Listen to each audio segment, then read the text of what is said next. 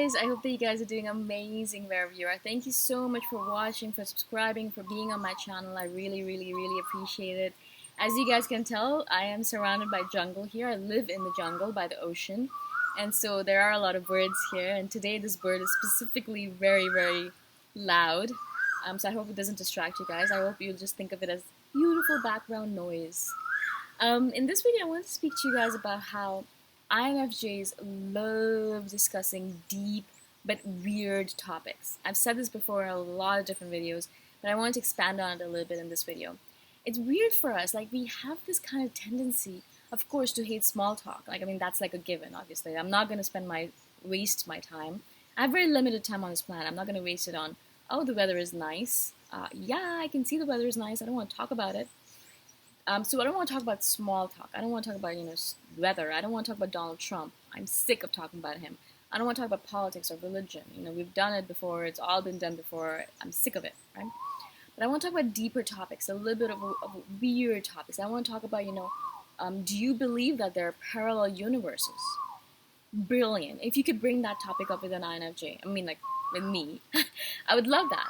But that's what I'm saying about INFJs in general. We love weird topics, deeper weird topics. Things where like we have to go a little bit deeper. We have to kind of sit down and be like, that's a great topic. That's a really good question.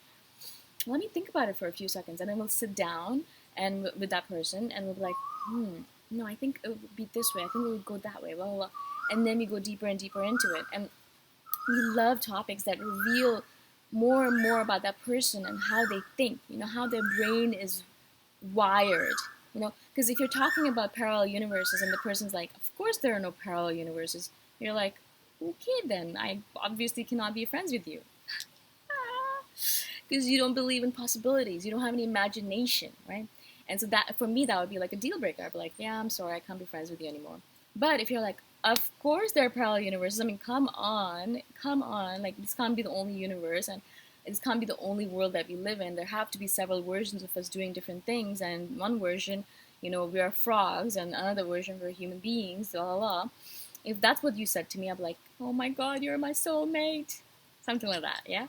And so we love having these deep, weird conversations, not only because our intellectual and our imagination is really titillated by it. We're like very stimulated by it. We feel, oh my God, this is so much fun, right? I get so excited when I go into these deep, amazing, weird topics. I literally bubble up with joy because I'm like, oh my God, we're having fun right now. It's good conversation and we're exploring topics, yay! So like the little child in me is just like so excited, right? So that I love. But not only that, again, it kind of tells us a little bit about that person we're speaking to. So we're learning more about that person. We're learning about obviously how they think, what they think about, what they, spending their time on this planet doing. But also, can I be friends with this person? And so when we have these deep, weird conversations, we'll bring them up with a random stranger or this person that we just met, and we're kind of testing them. We're like, okay, I'm going to bring this random topic up, and let's see how you react to it. And if you react in a way that is approved by me, really, I know it's a bad way to say it, but really it is the way. If I approve the way you think, then boom, we can be friends. If not, then I'm sorry, but you're gonna have to find someone else to hang out with, right? And that's perfect. It works really well for us because we love it. It's like a way of weeding people out. Yeah, I can be friends with you. You think in a way that's brilliant. You make me think. You make me analyze all the possibilities. You make my imagination grow. I love talking to you.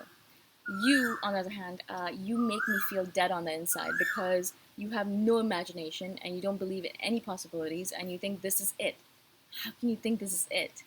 And so when that happens, we're like, yeah, I'm sorry, we can't be friends anymore. In our head, of course, right? We're not going to say it out loud. And then we door slam that person, and the other person that is a good conversationalist that we can, have these deep conversations with, we become closer and closer and closer to them.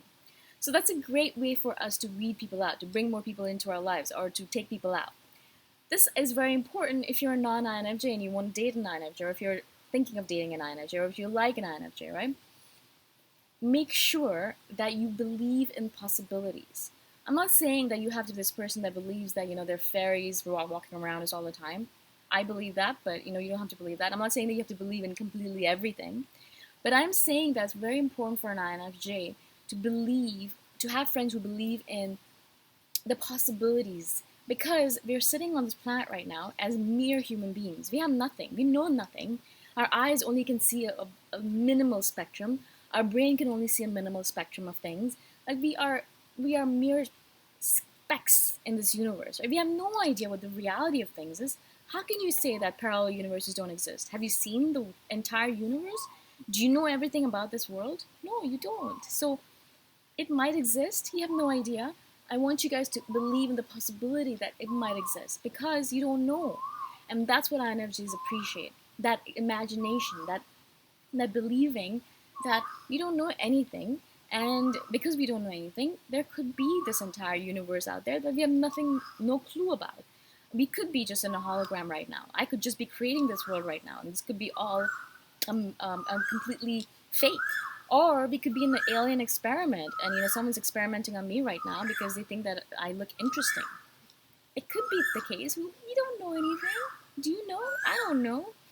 So that's what we want INFJ friends. We want our friends to realize that we believe we have this way of thinking about the world where nothing is set in stone. We don't know anything, and everything is a possibility. There could be a fairy sitting next to me right now. There could be a demon sitting next to me right now. There could be a God sitting next to me right now, taking care of me. There could be a guardian angel just flying up in the air there because she's like, I have to make sure that she's fine. There could be an alien ship in the air right now watching us, making sure that everything is fine, or making sure that we are like a world that they could invade. We don't know. We have no idea. I mean, come on, right? But that's what we love as an INFJ, to just be like, wow, all of this is possible. Our imagination just runs free like a crazy person does. But we do it in a way where we do it in a high functioning way. So we're in this world and we pretend like we're normal, whereas our mind is just going all over the place. There's so many possibilities. We have no idea where the limits lie. I don't know. I have no idea. I'm just a mere human being. But I can believe in the possibilities. And if you can believe in the possibilities with us, you're in. You're our friend forever, for life, right? But if you can't, then you're out. And that's just the way it is. A very simple way for INFJs to look at friendship. And my sister, she's an INTJ, and she has the same way of looking at the world, but she does it in a very logical way. So sometimes I'll be like, yeah, this, blah, blah, blah, I'll be talking about something completely out of the way, and she'll be looking at it and she'll be like, I need to do some research on it. So she's not completely discounting it. That's the main point of it, guys. That's the main point of it. I don't want you to just discount everything I say, saying, no, of course not. Are you stupid? No, I want you to be like, I don't know. I've never heard of that theory before. Maybe. I don't know. Maybe I could do a little bit of research. I'd like to think about it a little bit. I'll get back to you. Boom. That's brilliant. You're not discounting it completely out of the blue. You're thinking about it. You're kind of saying, I'm going to look into it. And then you can come back to me and say, you know what, I looked into it, I thought about it, and I don't think that's true. I'd be like, cool, that's fine. That's totally fine. This is what the world is all about. You might believe in something, I might believe in something completely different. But at least you believe in the possibility of having a conversation. It's not just like, no, I'm never going to listen to anything you say. I'm never going to believe anything you say because you're completely out of the scope of my imagination. I don't like people like that. I want people to have power to use their brain, to use their imagination and say, maybe it's a possibility, let me look into it. And then logically, critically make a decision and say, no, I'm sorry, I don't think that exists. And I'll be like, cool, I'm glad. Let me hear your arguments. And if your arguments are cool and good and reliable, I'll be like, maybe you're right. Let me think about it and let me integrate your arguments and let me use that to formulate a different theory, right? That's what we love. We're constantly making new theories about the world and bringing new information in, using that information to build new theories about the world, using more information in, bringing more information in, again building new theories about the world, constantly changing and convoluting our ways, our views about the world, because that's how we live in this world. Nothing is for certain. Nothing is ever for certain because new information is constantly coming in. New information is constantly being put forth to our minds, to our imaginations, to our spirits, everything. And so how can we say this is the end all of be all? We don't know. We might get new information tomorrow, and then we'll use that information to build new theories about the world. And then we'll get more information about the world. And then again, we'll keep on convoluting, right? That's how we think about this world. And if you can do the same with us, if you can be our partner in crime, then you're in, buddy. You're in. You're our friend for life. If you can't, then you're out, right? I hope this makes sense to you guys. I hope I was able to explain myself to you guys. If you guys have any questions at all, please comment below, or you can email me on Facebook. I'm Boom Shikha on Facebook as well, or you can email me at boomshikha@themillionairehippie.com. Wherever you guys want. I am always here for you guys, and I shall see you guys next time around. Bye for now.